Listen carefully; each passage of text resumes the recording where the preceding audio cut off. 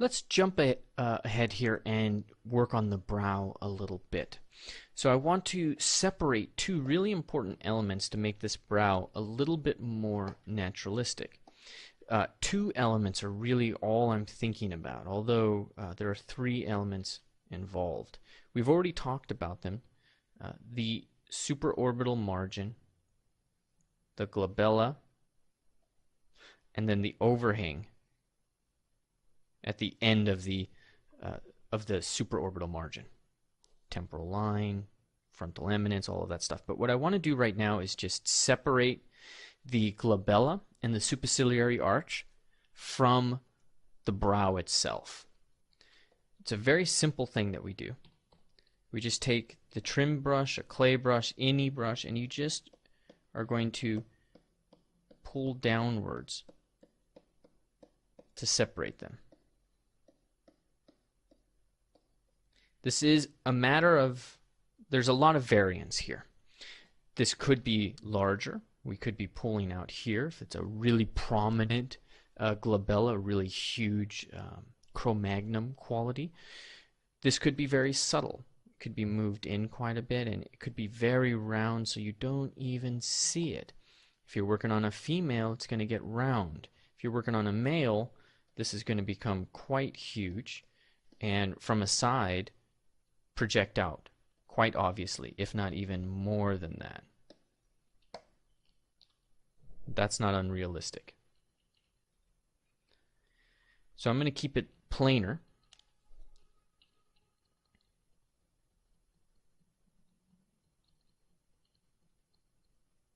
But not round.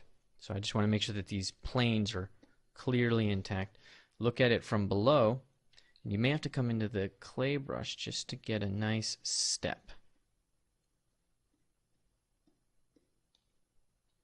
While you're there, you might want to separate out the glabella from the frontal eminence, or I should say actually the superciliary arch from the frontal eminence. So it's a very simple division that I create.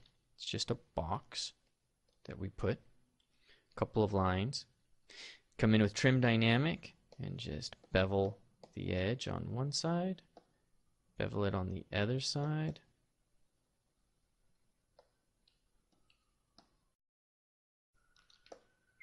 And there we've got a little bit of divisions for the brow, the whole forehead, in fact.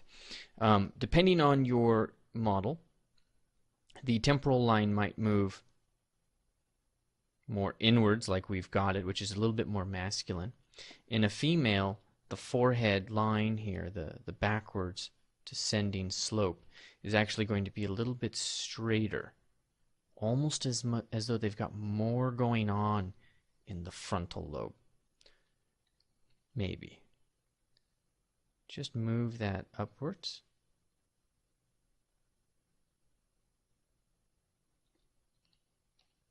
Yeah. A really good indicator of male-female gender difference is just how forward that brow is. But I do need to be clear here.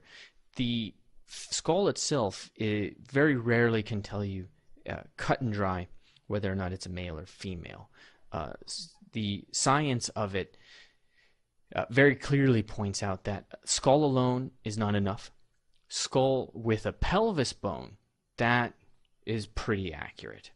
But the skull alone isn't going to always tell you the difference or tell you the gender. So be mindful of that. All I'm going to do is just give you indicators. Pull the forehead forward a bit, smooth planes out, things of that nature.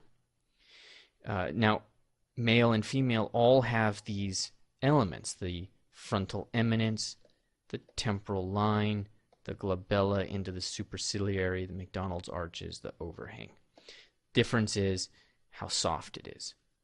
In essence, that's the difference. Okay, so let's just move that temporal line down a little. Okay. All right, now another thing that we can look at is in the corner of the eye, what they call the frontocephenoidal process of the zygomatic. How do you write that? Fronto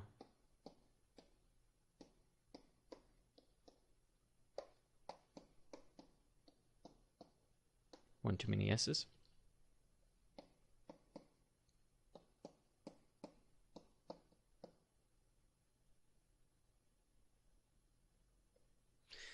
So what this is saying, besides a bunch of Latin, is that we're talking about the zygomatic bone, and we're talking about how it connects to the frontal bone and the sphenoidal bone here. So frontal bone, sphenoidal off to the side. That's all it's really saying.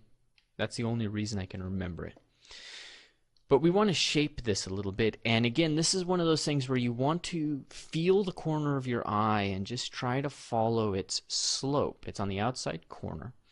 And in the anatomy books, you're almost invariably going to find it as though it is this column that is straight up and down, and it sits on top the zygomatic bone, and then the brow is this, basically this big wedged box that sits on top of that.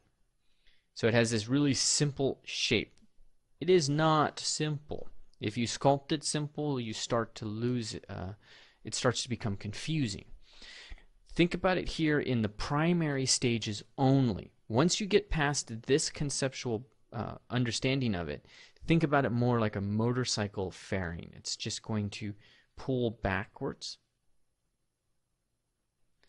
And where it pulls backwards and how it's angled is part of what we need to make sure that we're aware of.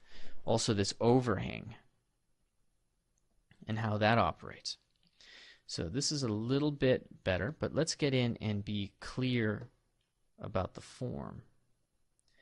And one of the things I want you to notice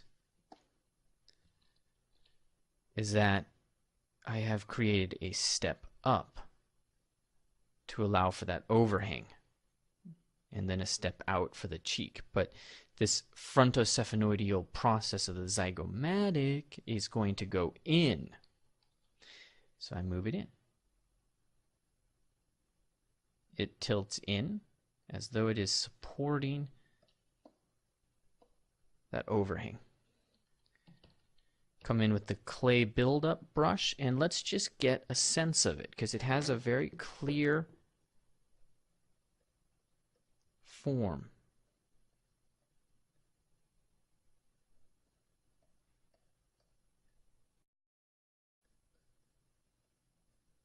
Okay, so the important thing to keep in mind is how we have this volume.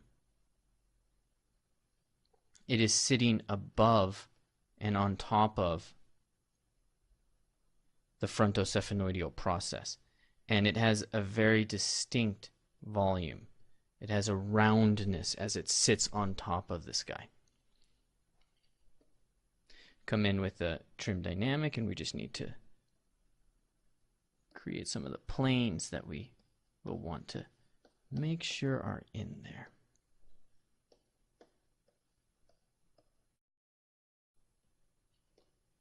Okay, now that's a hard shape to describe in words, how that form works. But in terms of the sculpt, this is a fairly decent indicator.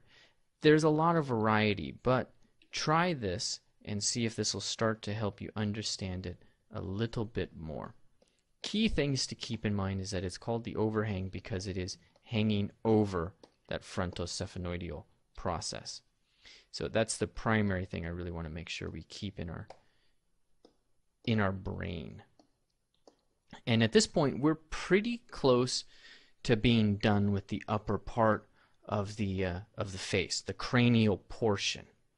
We have some things to consider in the back, and we'll consider those here in a moment. And then we have to move on to the jaw and get the whole jaw indicated as well.